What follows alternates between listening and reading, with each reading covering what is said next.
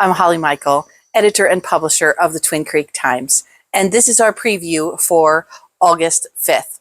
Our feature story this week is a story about the candidates for the District 40 State House Representative in Columbus, and we'll be voting on them in November. We had a Republican primary that was contested, and now we have a Republican candidate, a Democratic candidate, and a Libertarian candidate all vying for your vote. And while bigger elections that will be on the ballot this fall, including the governor, are maybe of more interest, and you're seeing more advertising about those, but selecting the people who represent us and have our voice most directly are very important elections, and we all want to pay attention and think carefully about how we want to vote there.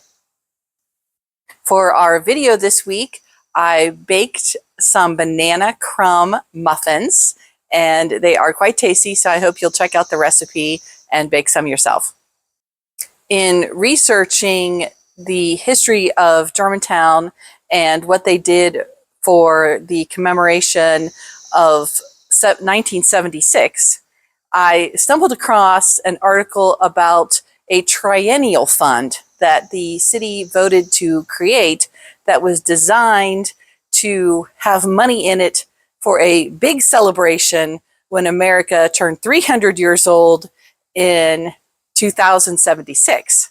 And since that's been 50 years ago, we could be halfway there. So I inquired with the city about the state of that fund, and you can see in my story that it didn't really take off, and there's no one is sure what happened to those plans. A business headquartered in West Carrollton, but with strong ownership ties to this area, celebrated its 100th anniversary. And I have some conversation with some of the owners who are remaining with us, and some information on how that business is connected to another long-standing Germantown business.